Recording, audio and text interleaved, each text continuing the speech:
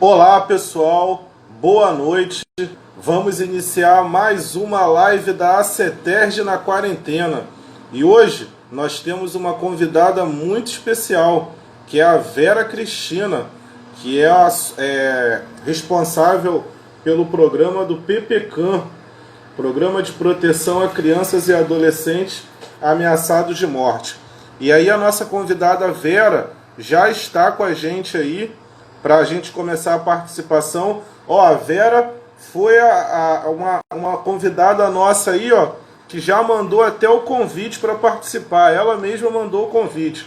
Já está aceito, já estamos aí prontos aí, só aguardando sua resposta para que você possa conversar com a gente aí. Aí, Vera, beleza? Vera, os outros participantes eu tenho até que mandar o convite. Você mesmo já mandou o convite, já entrou. Quero dar uma boa noite especial aí para a nossa convidada de hoje, que vai estar falando sobre essa questão do programa, né, que trata a situação das crianças e adolescentes em situação de ameaça, de morte, de situação de ameaça de forma geral, né? Acho que a morte também acaba tendo uma consequência disso. Vamos apresentar a Vera, para quem não conhece.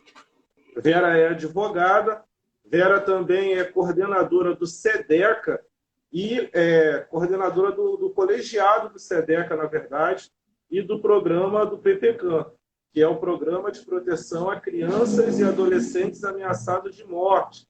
Então, Vera, quero te dar uma boa noite aí e agradecer imensamente pela sua disponibilidade, uma sexta-feira, né, tumultuada, sexta-feira como foi a de hoje. O Brasil está fervendo aí e você está junto com a gente aí. Boa noite, Vera, fica à vontade. Boa noite, Luiz. Boa noite para todo mundo que está aí entrando. Em primeiro lugar, agradecer muito o convite da CETERJ. Eu nem vou citar nomes, porque não quero causar nenhum tipo de problema, né? A CETERJ é uma associação que a gente tem muito carinho lá no SEDECA. A gente torce muito pelo sucesso e pelo fortalecimento da CETERJ. Então, a gente faz questão de sempre estar presente, né? Eu acho que eu sou a chata da CETERJ, porque sempre quando tem fórum, eu me convido. Eu posso ir no fórum? Então, é sempre muito bom ter esse momento para falar com vocês. E agradecer também, além da CETERJ, agradecer o pessoal do SEDECA, a equipe toda do SEDECA, que nesse momento está todo mundo, apesar de não estar trabalhando na sede, está trabalhando remotamente, de plantão. Agradecer a minha equipe do PPCAM também, que é uma equipe que, com muito compromisso, a gente tem uma equipe muito boa e isso é um presente, né? Porque lidar com as relações interpessoais nem sempre é muito fácil, né? Coordenar uma equipe. E hoje a gente tem uma equipe no PPCAM muito coesa, muito comprometida, muito especializada. Então, eu acho que a gente está no caminho certo. Muito legal. Vera, para a gente começar, porque hoje eu tenho certeza que serão muitas perguntas. Então, a gente vai tentar ser o mais dinâmico possível, porque esse é um tema.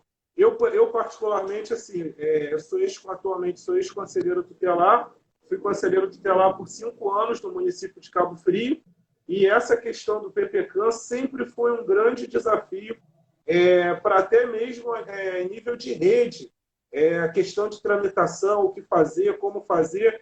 E aí, para iniciar, eu queria ver com você a possibilidade de você fazer um breve resumo do que, na verdade, é o PPCAM, que é esse programa de proteção a crianças e adolescentes ameaçados de morte. Vamos lá.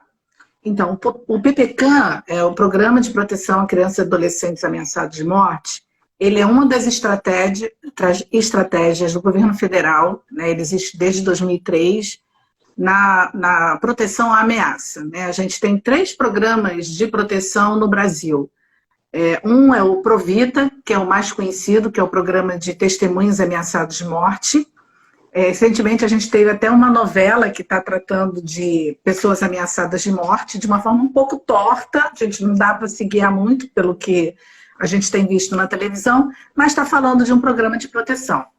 E, além do Provita, a gente tem o PPDDH, que é o Programa de Proteção de Defensores de Direitos Humanos, e tem o Programa de Proteção a Crianças e Adolescentes Ameaçados de Morte. Esse programa, ele é específico para crianças e adolescentes, como o próprio nome já diz, né? E ele surgiu como uma política pública necessária para conter os altos índices de homicídio de crianças e adolescentes no Brasil, que é um tema muito difícil, né? É um tema muito complexo, e a tentativa é que o PPCAM seja mais uma estratégia de prevenção à morte de crianças e adolescentes. Então, ele não pode ser a única estratégia que o poder público e a sociedade têm para a gente garantir, né, assim como diz a Constituição, o Estatuto da Criança e Adolescente e tantas outras normativas, garantir a vida da pessoa, nesse caso, da criança e do adolescente. Então, é basicamente isso.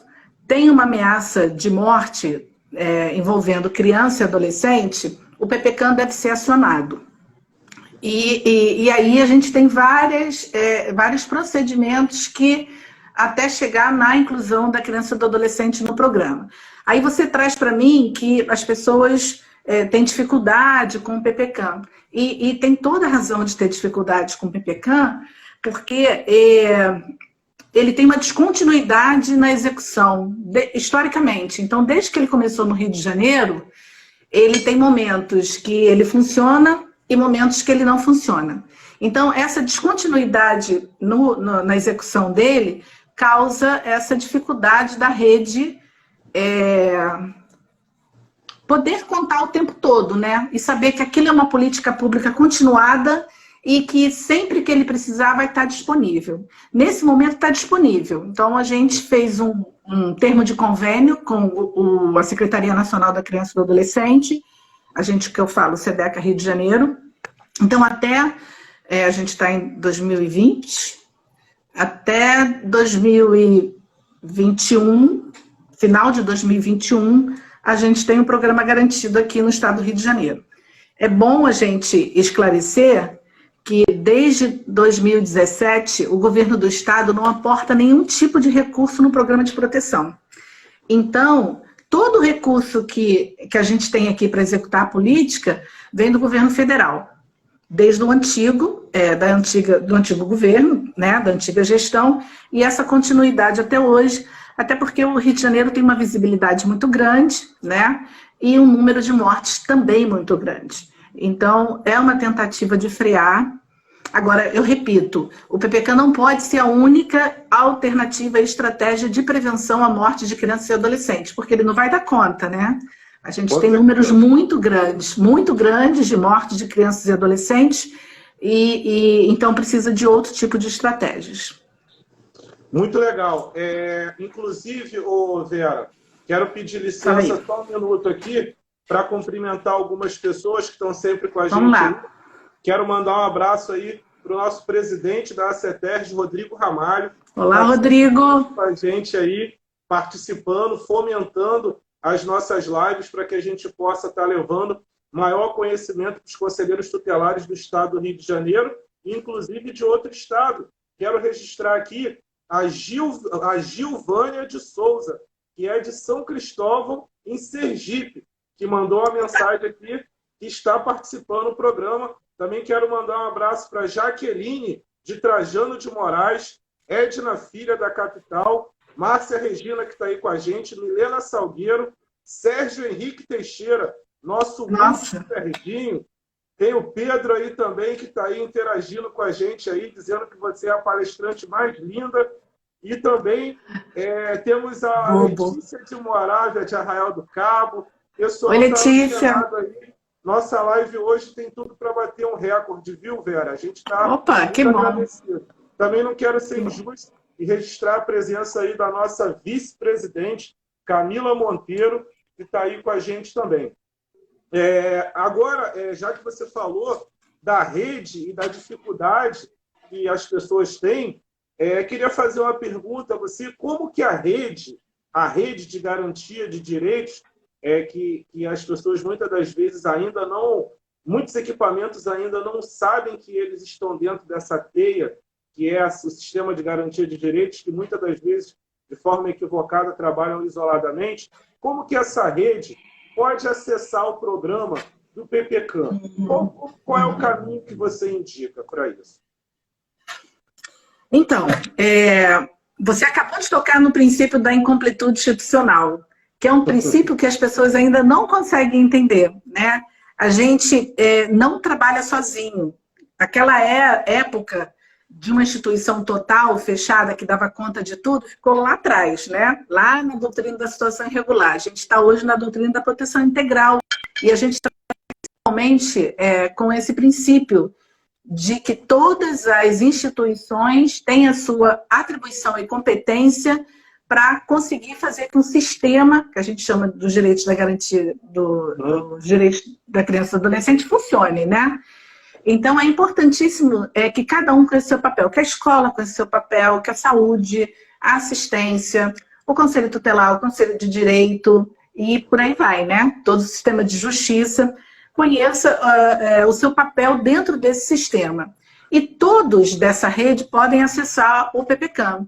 Por quê? Porque todo mundo pode ter acesso a uma história de ameaça. Eu posso ser uma professora, estou dentro de uma sala de aula e um aluno pode vir me confidenciar que está sendo ameaçado de morte.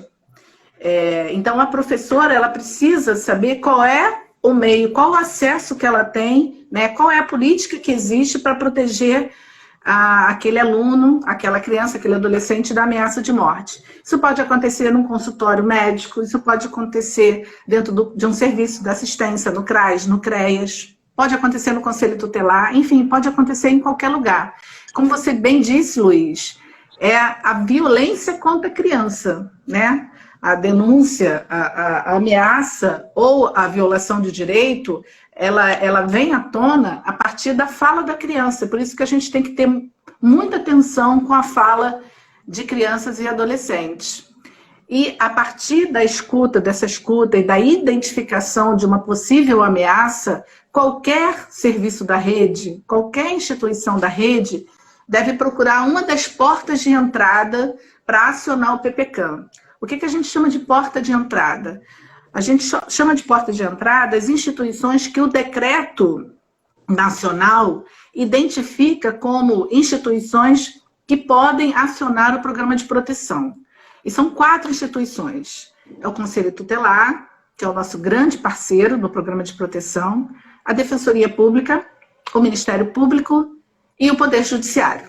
Então, a gente tem essas 4 portas de entrada, que a gente chama, mas qualquer pessoa, qualquer serviço da rede, identificando uma possível ameaça, vai, se dirige, contacta qualquer uma dessas portas de entrada para a gente poder ter acesso a essa criança e esse adolescente. Respondi a tua pergunta? Era isso que você queria saber? Respondido muito bem. Inclusive, também tem uma outra pergunta aqui, que a Márcia Cristina e o Rodrigo Ramalho, nosso presidente, fizeram uma pergunta... Márcia e Rodrigo.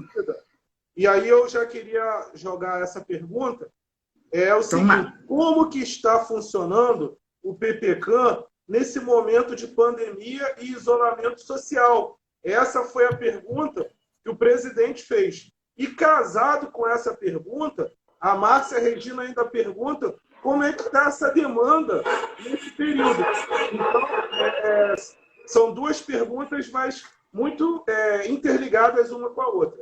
Então, como está funcionando nesse período de pandemia e como que está a demanda? Então, acho que dá para jogar as 2 de uma vez.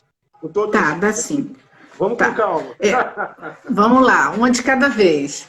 Então, o nosso trabalho ele tá seguindo as orientações das autoridades sanitárias e estamos em isolamento e distanciamento social.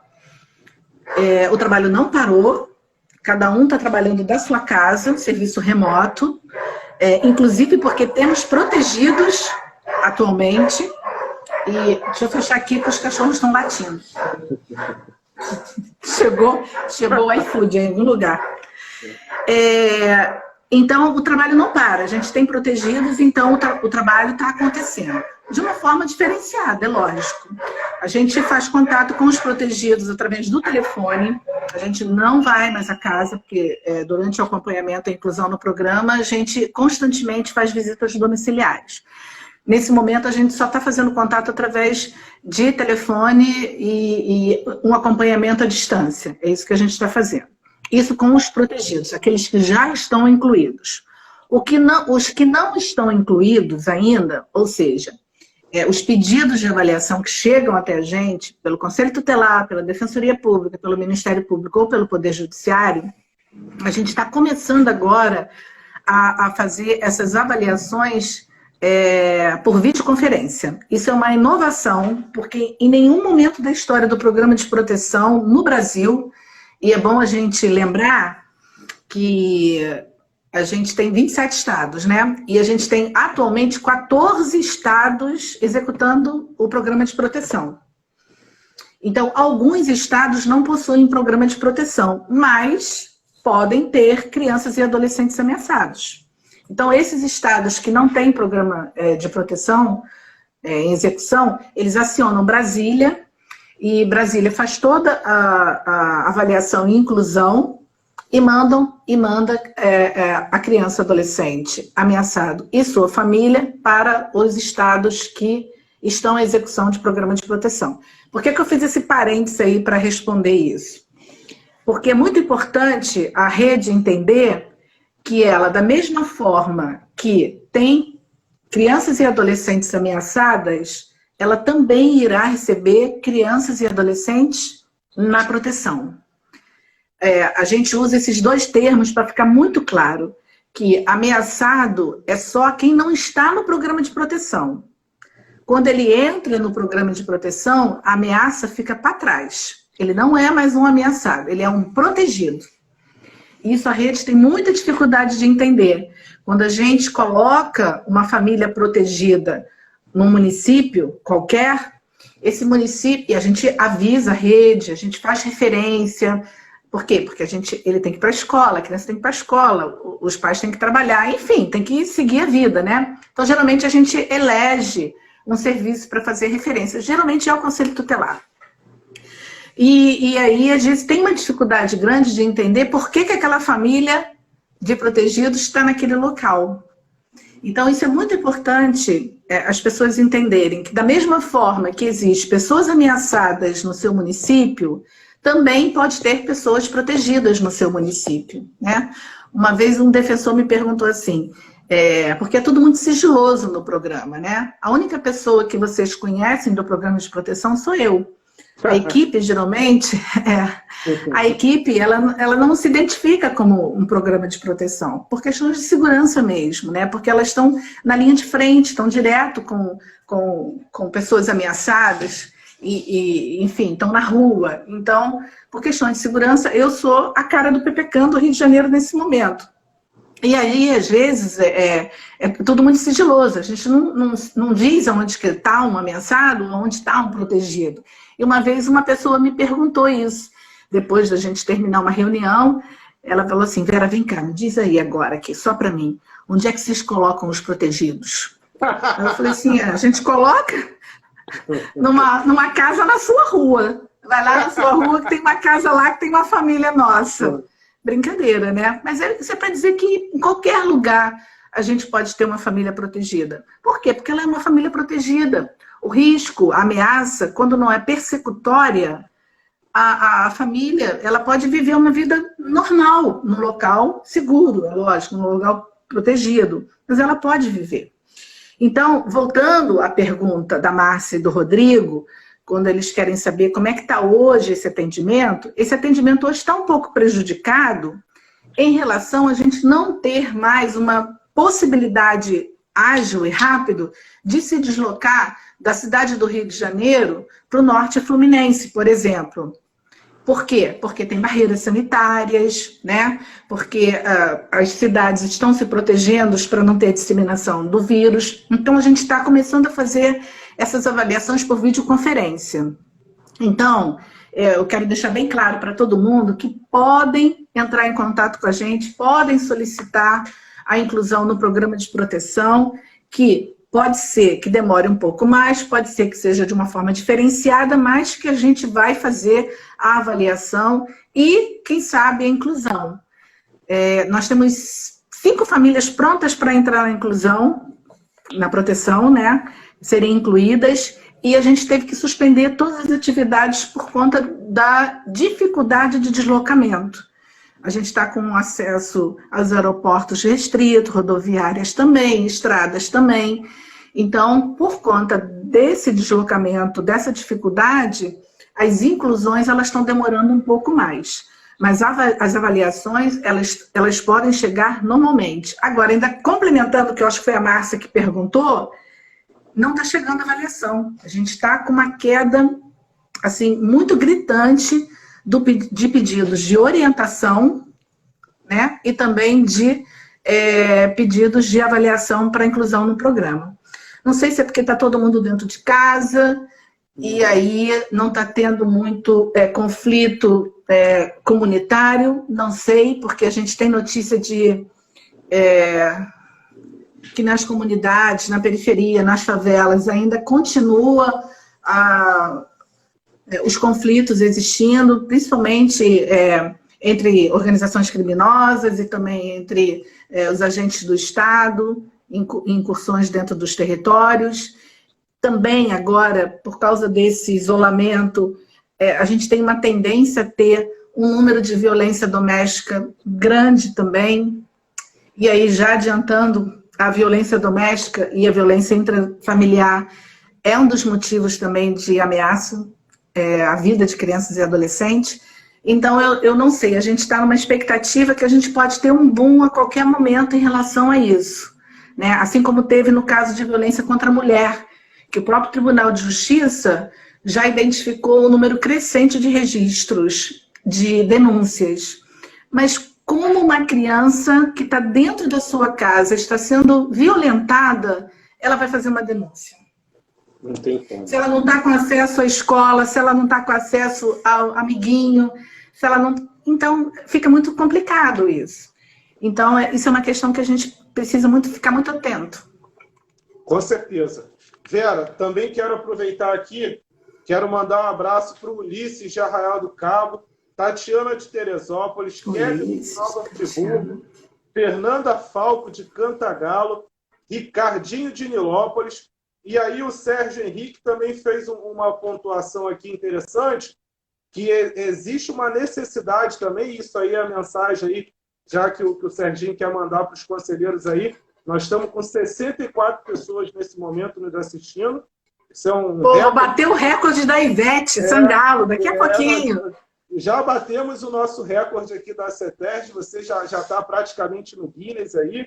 E aí o Serginho, aproveitando esse momento aí, o Serginho fala que em relação à questão das verbas que são liberadas do PPCAM, que é necessário que os conselheiros tutelares do Estado todo façam pressão para a continuidade do programa com uma inclusão de mais verbas além dos programas municipais.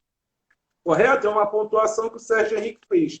Agora, o Rodrigo Ramalho, também, novamente, nosso presidente, ele fica lá só cutucando, né? E aí eu fico aqui só repassando. Então, o que ele está querendo saber? Como tem 2 perguntas parecidas, novamente eu vou casar, que eu acho que fica até mais fácil. Tem uma pergunta aqui que é o seguinte, sobre a inclusão para solicitação de inclusão de criança e adolescente no programa do PPCAM, como que é esse processo de adesão ao programa? E uma outra pergunta muito similar, se é possível obrigar a criança ou adolescente, ou genitores, ou a própria família a adentrarem, participarem no programa, ou seja, como que é esse processo e se existe a possibilidade deles serem obrigados, visto que, às vezes, o adolescente pode estar em risco, mas o pai achar que ele não vai, que não pode, não sei o quê, então é mais ou menos nessa linha aí. Vamos lá. A adesão, ela está bem ligada ao que você perguntou da voluntariedade, né? O programa, ele é um programa que exige a voluntariedade. É muito parecido com as medidas protetivas que o Conselho Tutelar aplica. Quando o Conselho Tutelar aplica uma medida, ele pode obrigar a pessoa a cumprir a medida? Não. Ele encaminha, ele faz a requisição de serviço, né? Ele orienta, mas não é uma obrigatoriedade. É lógico que pode ter algum tipo de sanção. O programa de proteção é a mesma coisa. A ameaça pode existir, mas o adolescente não entender aquilo como um risco de vida para ele. Isso é muito difícil quando isso acontece, porque a gente precisa sensibilizar o adolescente que ele pode morrer a qualquer momento. Eu estou falando adolescente porque a gente tem um número maior de incluídos adolescentes do que criança. A criança, ela tem uma ameaça também real, principalmente quando é uma violência intrafamiliar e relacionada à violência sexual. Então, acontece também de crianças serem ameaçadas. Mas o nosso grande público são adolescentes. Então, ele pode ter uma dificuldade muito grande de entender que aquilo que está acontecendo é uma ameaça e ela pode ser concretizada a qualquer momento e ele pode morrer. Então, a gente tem todo um trabalho junto com o Conselho Tutelar, ou enfim, outra porta de entrada, para sensibilizar o adolescente. Porque a gente precisa ouvir dele que ele quer entrar no programa e que ele vai aderir ao programa e que ele vai cumprir os acordos que são feitos no programa, no momento da inclusão. Nós fazemos acordos. O adolescente tem a parte dele para cumprir, a família tem a parte dele, o programa tem a parte e a porta de entrada também tem a parte dela. Então, todo mundo tem que fazer acordo para que a inclusão aconteça. Então, tem que ter voluntariedade, não posso obrigar a criança, não posso obrigar o adolescente, eu não posso obrigar os pais e não posso obrigar qualquer outra pessoa a entrar no programa. Imagina se eu obrigasse um adolescente a entrar no programa. Ele ia cumprir as regras? Não. Então, ele ia se colocar em risco, ia colocar em risco também toda a equipe do programa e o próprio programa em si. Porque a gente tem o programa, em toda a história dele, tem muito mais sucessos do que insucessos, né? Então, a gente precisa também cuidar muito do programa, para que tenha sempre um fortalecimento do programa, para que seja uma política continuada e fortalecida. Bom, então a gente não pode obrigar o adolescente. Agora, se o adolescente tem voluntariedade e os pais não querem entrar, aí a gente pode fazer uma inclusão desacompanhada dos pais. Então, o adolescente entra no programa, ele vai ser um protegido do programa, só que ele não vai para uma casa com uma família, porque a família dele não tem voluntariedade. Tem algumas estratégias para a gente também sensibilizar a família. A gente, às vezes, pede uma audiência especial, ou a gente... porque a família tem uma responsabilidade com o adolescente, né? Tem o poder familiar aí, que ela tem o dever de cuidado desse adolescente até que ele complete a maioridade. Mas a gente não pode forçar um vínculo que não existe, a gente não pode forçar um cuidado que não quer acontecer. Bom, então, se a família entra, a gente chama de proteção familiar. Então, todo o núcleo é incluído. Mas, Vera, tem 10 pessoas morando na mesma casa e um adolescente ameaçado. A gente vai incluir os 10 e os 10 serão protegidos. É isso. Mas, Vera, só o adolescente está ameaçado e só o pai quer entrar com ele. Então, só o pai tem voluntariedade. Então, entra o adolescente e entra com o pai, os dois vão ficar na proteção. Agora, se ninguém da família quiser, não tem ninguém que queira, que tenha voluntariedade, o adolescente entra na proteção que a gente chama de proteção individual. Então, ele vai ser o protegido do PPCAM, mas ele vai ficar na rede socioassistencial. A gente vai buscar uma vaga numa instituição de acolhimento ou num acolhimento familiar, tem essas duas modalidades, e a partir dessa vaga, no local longe do risco e no local que a gente considere adequado para aquele adolescente naquele momento, Tem todo um trabalho da equipe do PPCAM de fazer um levantamento seguro e sério para que... Isso é importante, sabe, Luiz? Porque às vezes as pessoas da rede, do local de proteção, perguntam assim para a gente, mas por que vocês trouxeram esse menino para cá? Sabe, a gente tem que ouvir isso. A gente tem que ouvir dirigentes, coordenadores e equipe de instituições de acolhimento que o adolescente não é dele, não é dali, não é deles, e que a gente tem que levar embora. Porque o adolescente causou algum tipo de problema dentro da instituição de acolhimento, como se a gente não tivesse problemas com os nossos filhos dentro das nossas casas. Sabe? Então a gente chega a ficar revoltado lá no PPCAM, a equipe tem muito trabalho e é uma sensibilização que precisa ser feita assim, rapidamente, não só no Rio de Janeiro, no Brasil inteiro. Tanto que a coordenação geral do PPCAM está fazendo contatos com o CNJ e com o Ministério da Cidadania, com o Conselho Nacional também do Ministério Público e do Judiciário, para tentar fazer uma nota técnica, umas orientações para o serviço de acolhimento em relação aos adolescentes, aos protegidos do PPCAM. Tem gente que acha que tem que ter um abrigo só para colocar os ameaçados. É como se a gente indicasse para o abusador, para o ameaçador, aonde que está ali a ameaça dele, né? Ali, para ele concretizar. Depois, é só mandar a localização depois. Exatamente. Então, a gente tem uma dificuldade muito grande dos locais de proteção de entender que aquele adolescente, ele, apesar de não morar naquele local, ele também é de responsabilidade daquele local. Não sei se vocês lembram, mas é legal falar isso para quem é conselheiro tutelar. Quem não é conselheiro tutelar não vai entender muito, mas assim, no Estatuto da Criança e Adolescente, a gente tem a regra de competência. Então, lá, se eu não me engano, é 147. Eu sempre troco se é 147, 148. Fala a competência do juiz. Uhum. E, por analogia, a gente faz para o conselho tutelar também. Então, em primeiro lugar, é no domicílio dos pais, mas esse domicílio dos pais é o local do risco. Então, aquele adolescente ele não pode ficar no local do risco. Ele tem que ir para outro local, bem distante. Às vezes vai para fora do estado. A gente manda vários adolescentes para fora do estado, assim como a gente recebe também de outros estados. E aí, é no lugar onde se encontra, porque o inciso 2º do 147 fala que a competência é do local onde a criança ou adolescente se encontra. Mas a gente tem instituições de acolhimento e juízes que não entendem dessa forma. E se o adolescente causar qualquer tipo de aborrecimento na comarca ou na instituição de acolhimento que ele está, a primeira coisa que eles fazem é querer mandar de volta para o local de origem, que é o local do risco. Então, a gente tem muita dificuldade quando o adolescente entra desacompanhado. E até uma discussão em nível nacional se realmente o PPCAM deve continuar atendendo adolescentes desacompanhados por ineficiência absoluta da rede, que não consegue entender que o adolescente é dever de todos e não só do local de origem dele. Fiz um desabafo, tá?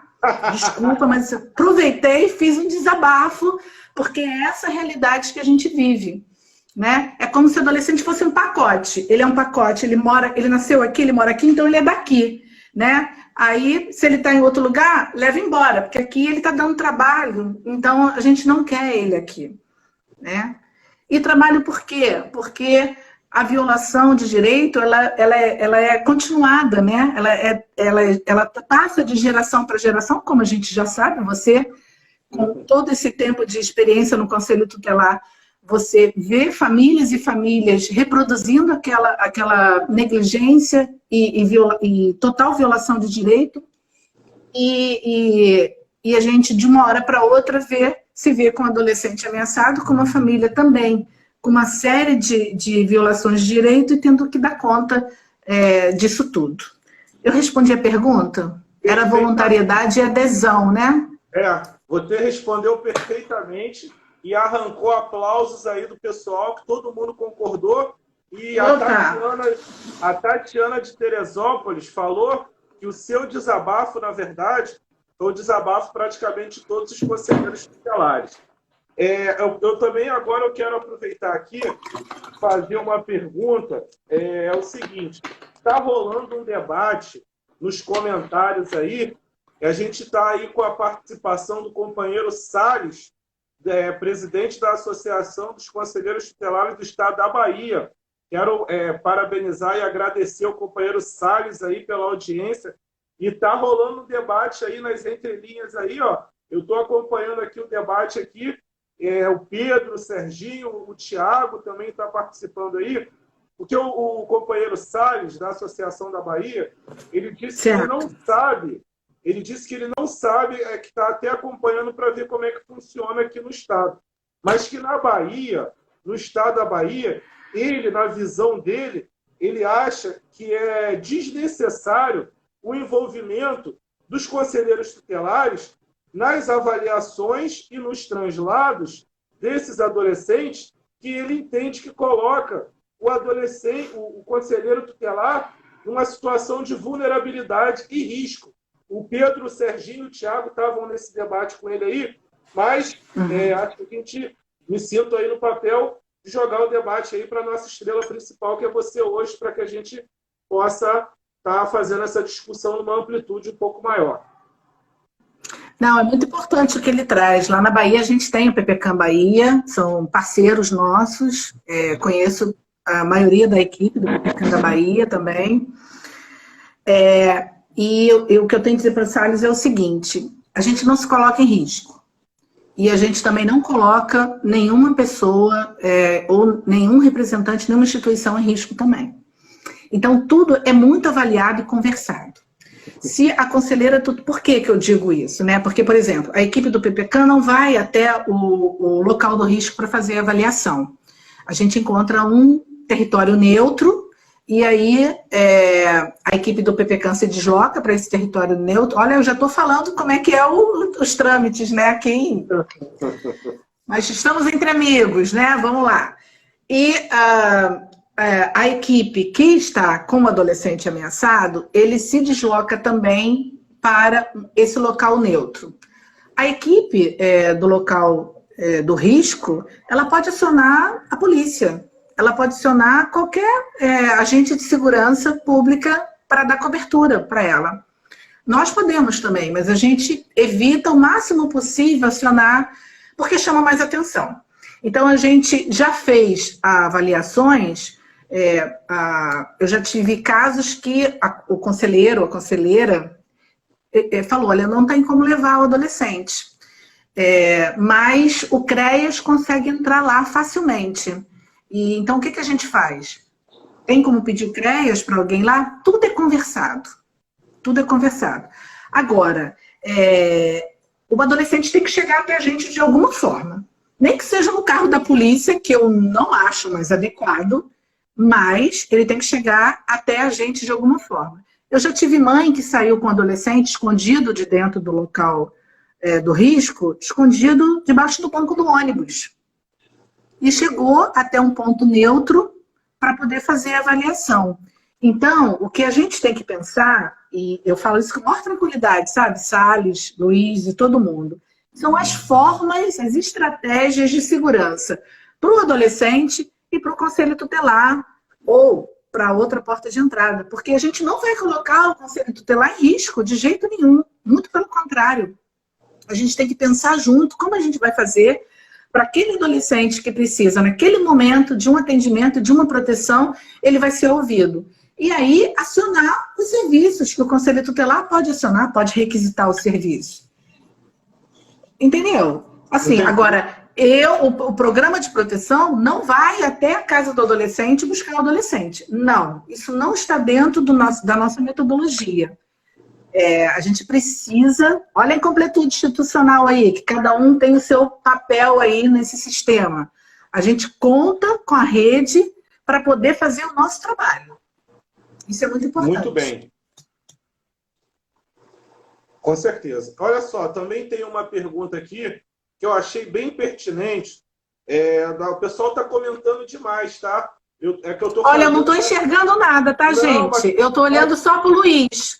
Vocês podem comentar à vontade, porque Vou ter que fazer assim, ó, para conseguir ler. Não deixa. Não, pode ficar à vontade que eu estou fazendo um filtro legal aqui. Olha só, Tá bom. A nossa companheira Vânia Aquino, obrigado, pessoal, que eu estou fazendo um controle do horário, Vera, porque a nossa live ela tem uma duração de 1 hora. Se chegar numa hora, o Instagram pode derrubar a gente. Mas a gente está numa atmosfera, numa sintonia muito boa. Se por acaso esgotar o nosso tempo, você teria disponibilidade de mais 10 ou 15 minutos para que a gente possa concluir com sucesso, porque o assunto está fluindo bem e está dando tudo bem, se o pessoal quiser, tudo bem. Beleza, então, só para a gente ficar de sobreaviso. A Vânia Aquino fez uma pergunta aqui muito interessante, que é o seguinte: se um adolescente que relata ameaça e está internado no programa socioeducativo, ou seja, ele está no programa socioeducativo e relata que ele está recebendo uma ameaça, ele pode ainda assim entrar no programa? Como que fica essa questão institucional aí? E também... Assim, ameaça eu não entendi. Não, vou repetir. Um adolescente... Está me ouvindo legal aí agora? Não, eu só não entendi se a ameaça é dentro da instituição ou é fora da instituição. Eu fiquei com essa dúvida.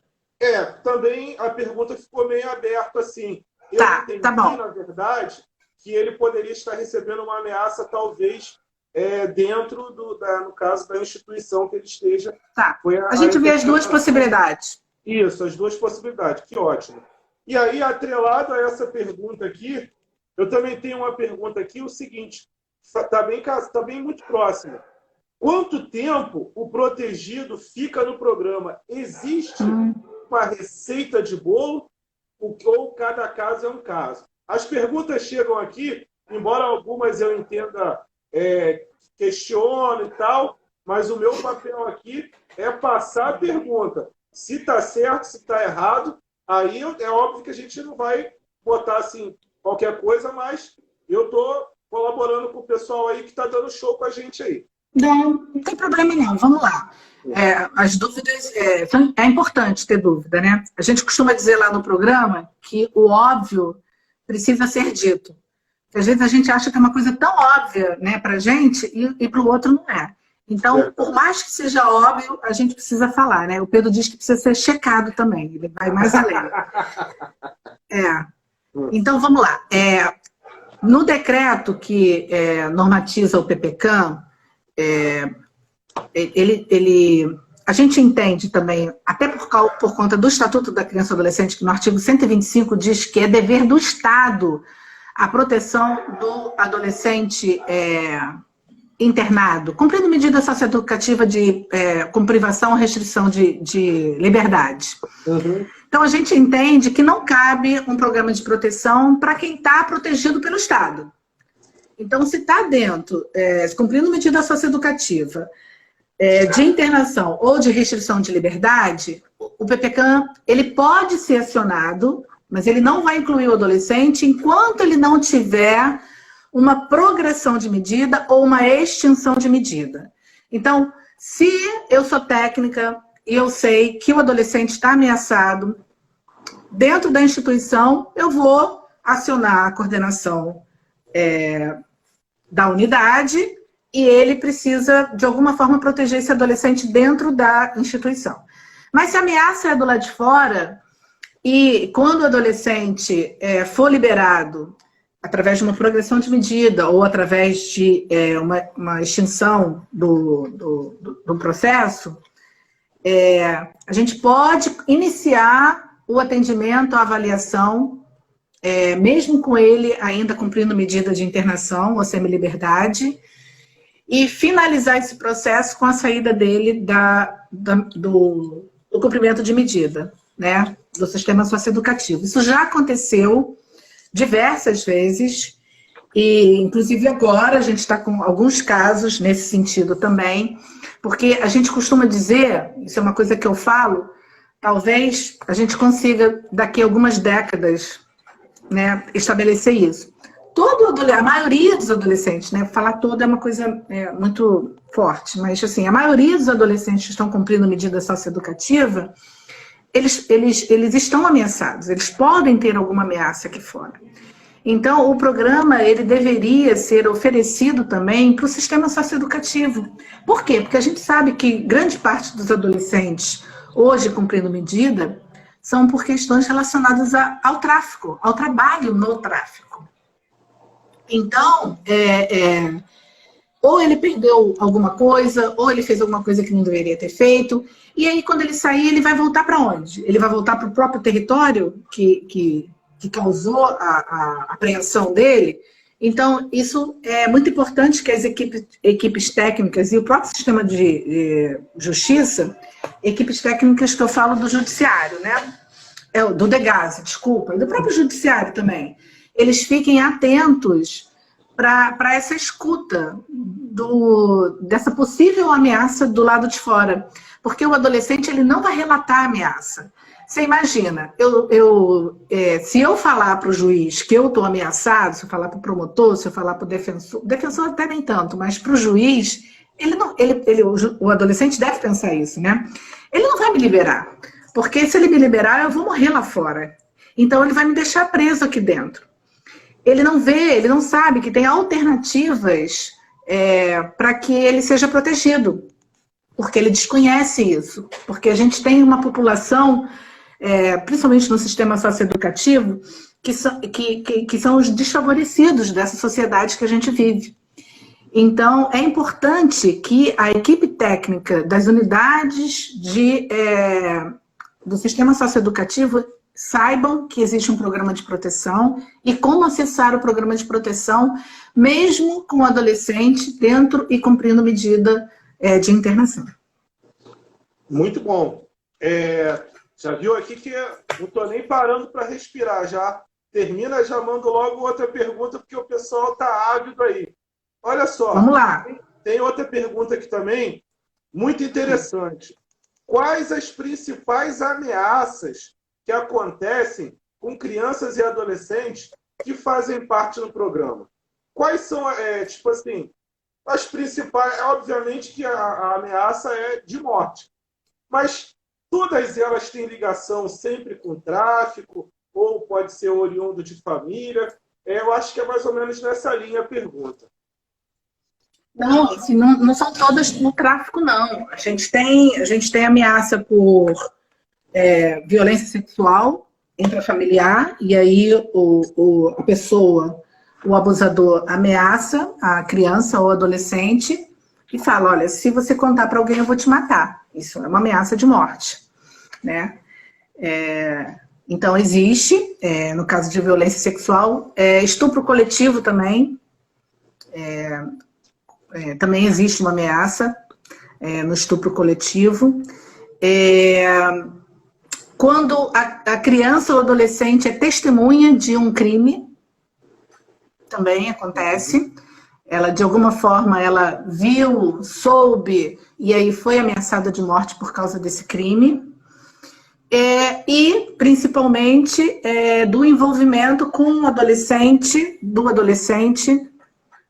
nas organizações criminosas que atuam aí no Estado brasileiro, né? No Estado do Rio de Janeiro, em todo o território nacional. A gente considera o tráfico, eu sei que vocês sabem disso, mas eu vou falar, uma das piores formas de trabalho infantil, né? Porque o adolescente só pode trabalhar a partir de 16 anos, salvo na condição de aprendiz a partir de 14, mas de uma forma legal, né? Ele tem que estar lá com todos os seus direitos estabelecidos, que a CLT e que o Estatuto estabelece, né? Garantidos. E isso não acontece. O que a gente tem é jovens na informalidade, tentando levar alguma coisa para dentro de casa, e o envolvimento, um grande envolvimento dos jovens, adolescentes jovens das favelas e das comunidades, no tráfico, na venda do produto. Então, perdeu alguma coisa, a polícia pegou, ou usou indevidamente, e aí já gera uma ameaça também. A milícia também é um grande ameaçador da vida dos nossos adolescentes.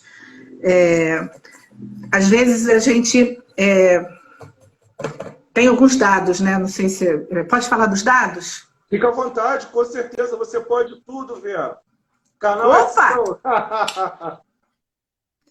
Então, a gente tem dados assim, do Instituto de Segurança Pública, né, que é o ISP, sobre violência contra criança e adolescente. E aí, quando a gente busca, pode buscar por região também, tem todo o estado. Depois eu vou te mandar o link, e aí você disponibiliza, porque hoje saíram os dados de 2019. Até ontem, eu estava buscando se tinha os dados de 2019, a gente não tinha, só tinha os dados até 2018. Então, hoje, a página do Instituto de Segurança Pública foi atualizada, uma parte que tem dados. Então, a gente tem todos os dados de homicídio, de estupro, de abandono de incapaz, todos os tipos penais estão lá relacionados, e a gente pode fazer uma consulta para saber qual é o tipo de violência que mais acomete a criança e adolescente do meu município. Então, é uma ferramenta muito importante para o Conselho Tutelar, esse dado do Instituto de Segurança Pública. Tem outros dados, né? Por exemplo, da saúde também, que são dados maiores, porque o do Instituto de Segurança Pública são dados apenas registrados nas delegacias do Estado do Rio de Janeiro. E nem toda morte é registrada nas delegacias. Então, é muito importante ver pessoas desaparecidas, a gente bota lá um link, a gente seleciona criança e adolescente de 0 a 17 anos, então a gente vai saber quantas pessoas desaparecidas, crianças e adolescentes do meu município, quantos tiveram homicídio doloso, morte por intervenção de agente do Estado. Antigamente tinha outro nome. E agora mudou, morte por intervenção de agente do Estado, que é um número grande também, pessoas desaparecidas, ou seja, a morte do adolescente, ela tem vários nomes. Então, para você saber o número real de adolescentes que morrem no estado do Rio de Janeiro, você tem que somar homicídios dolosos, latrocínio, morte por intervenção de agente do Estado, roubo seguido de morte, enfim, uma série para você conseguir chegar ao número total de adolescentes. E a maioria desses adolescentes são mortos ou pelas facções, ou pela milícia, ou por agente do Estado. Né? São os principais ameaçadores que a gente tem em relação aos adolescentes que trabalham e, de alguma forma, têm algum envolvimento com o tráfico. Agora, o nosso dever, enquanto militantes da área da infância e da juventude, é proteger esses adolescentes. Mas a responsabilização é muito importante também. Então, o PPCAM, ele não pode ser pano de fundo, né, de alguma forma, deixar um adolescente que está respondendo um ato infracional e que vai cumprir uma medida socioeducativa, ele não pode ingressar no programa. Primeiro, ele cumpre a medida socioeducativa, desde que ela seja de restrição de liberdade. Isso é muito importante, porque medida em meio aberto, que é liberdade assistida, prestação de serviço à comunidade, o adolescente pode estar incluído no programa. Muito bem. Que eu estava lendo aqui, quero também aproveitar aqui, mandar um abraço a Denise de Rondônia, que está aí com a gente também, e a Mônica Cunha, que está aí com a gente também. Oi, Mônica! E também quero parabenizar o companheiro Pedro, que está implacável aí nos comentários aí. Pessoal, cara, ele é meu defensor. As dúvidas que vão ficando para trás, ele vem arrastando tudo, respondendo tudo aí. O cara está implacável, facilitando muito aí a dinâmica.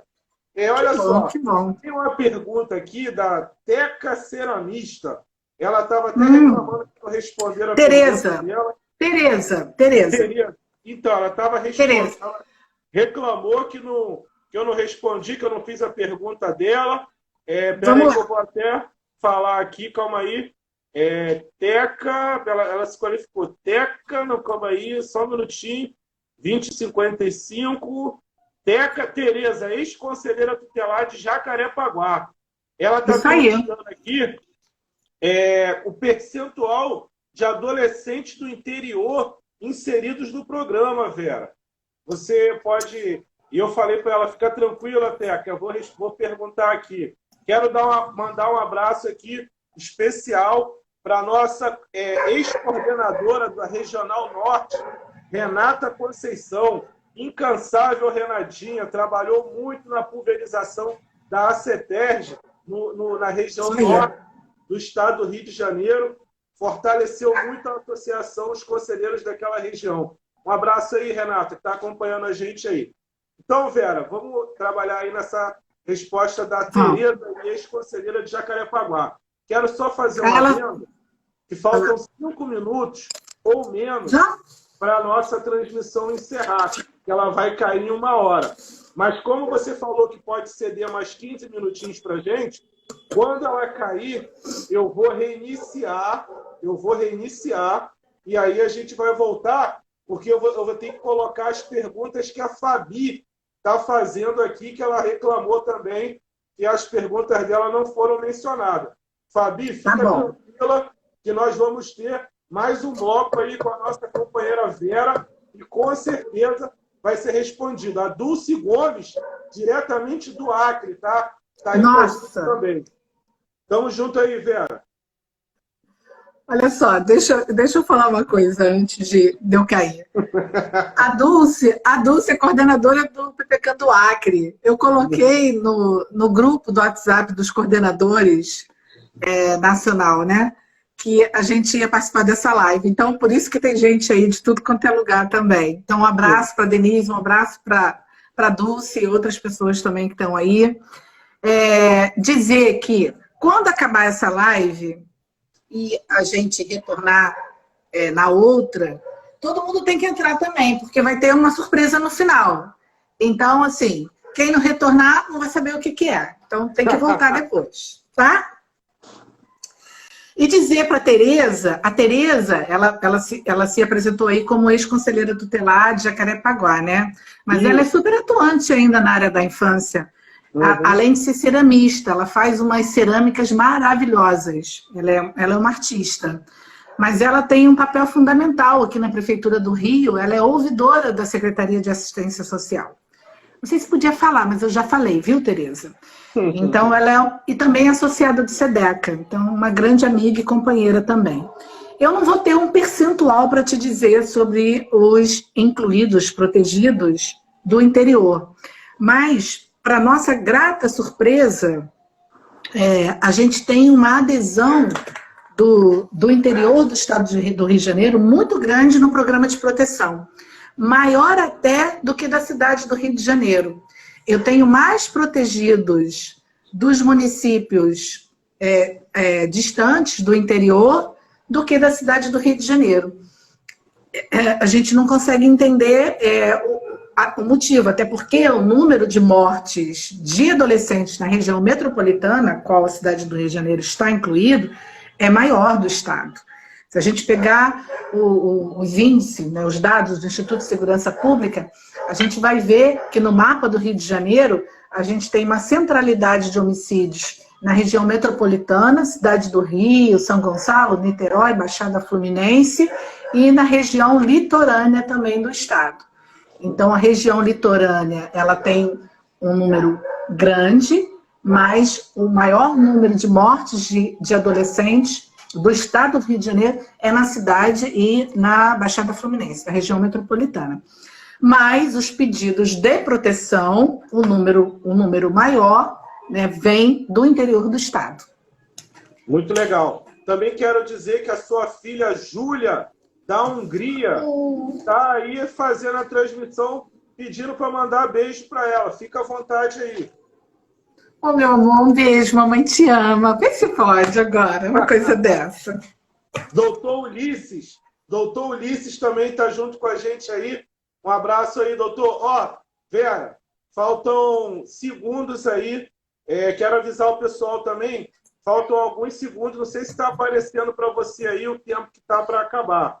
Está aparecendo para mim aqui Daqui a 10 segundos vai derrubar. Quero pedir a Tá todos bom. vocês, 60 pessoas que estão com a gente, que nós vamos reiniciar. Voltem conosco para a gente concluir com a Vera aí.